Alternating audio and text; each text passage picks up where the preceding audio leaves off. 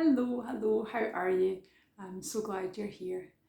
I hope you've had a good week and everything's going reasonably well for you.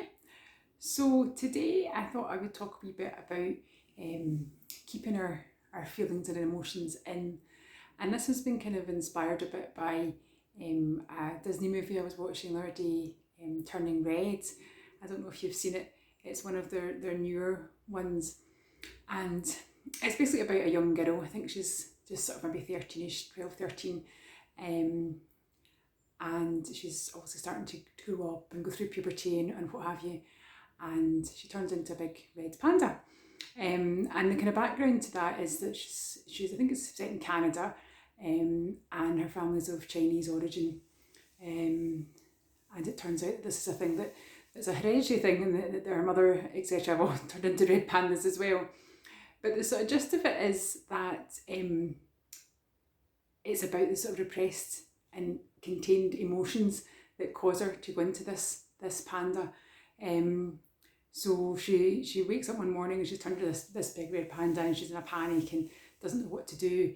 And as she gently breathes, parts of the panda disappear, so her ears pop away and her tail, whatever.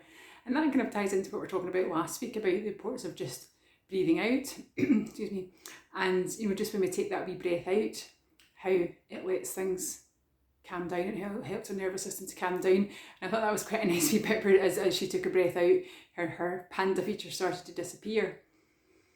But apart from that, I suppose the point is that she's trying to fit in with her parents, and her parents have very high expectations of her and what she's to be, and quite tight boundaries in which she's to operate. And I think that's the case for a lot of us, in terms of our emotions and what we can express is very much sort of acceptable emotions and unacceptable emotions.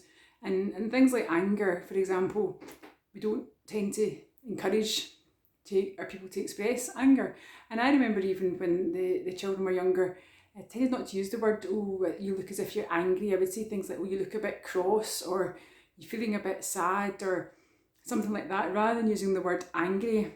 And I didn't really think about it much, I suppose, at the time, other than thinking that anger is not something we want to encourage, but actually we need to name our emotions. And that's kind of what I thought that the film sort of brought up as well, about, whatever emotions we have are okay. That's what the emotions are what they are.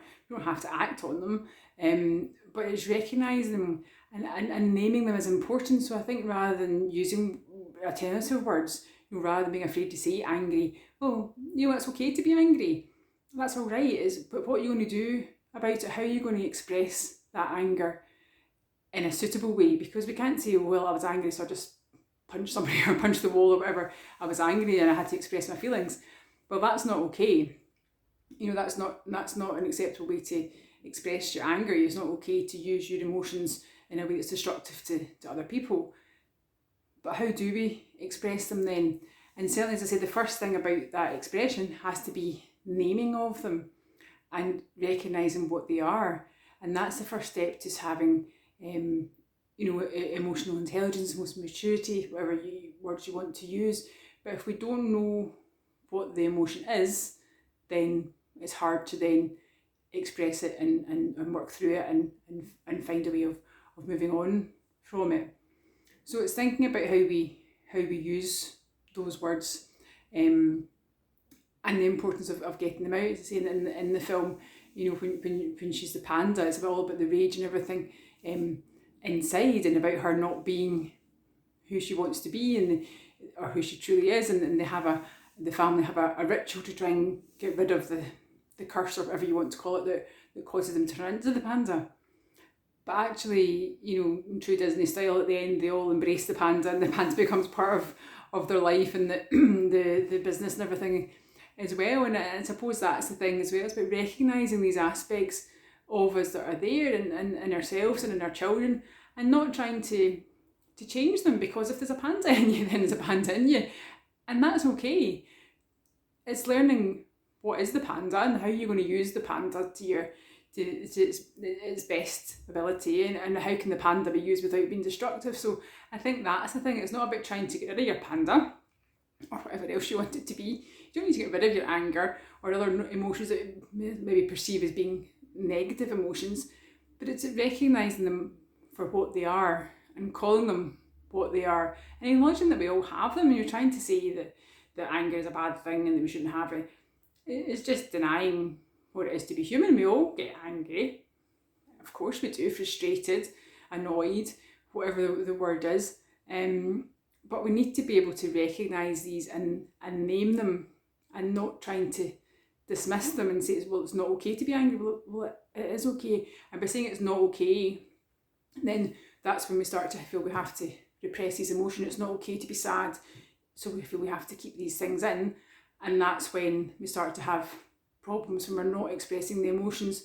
The emotions then come out in different ways in the body, either in destructive behaviours or in physical symptoms like pain, that kind of thing. So it's about recognising these emotions, or pandas, or whatever you want to call it, and naming them. And that way, when we're recognising the things there, it takes away any shame, any mystery, any, issues around having these emotions. It's recognising that it's okay and we all have them, and that's all right. And I think it's important that we all do that. And so that's just what the movie made me think about that. I thought it was a nice way of covering that. Okay, so have a wee look and see what your panda is, and notice what emotions you have as you go about your daily life, and can you name them?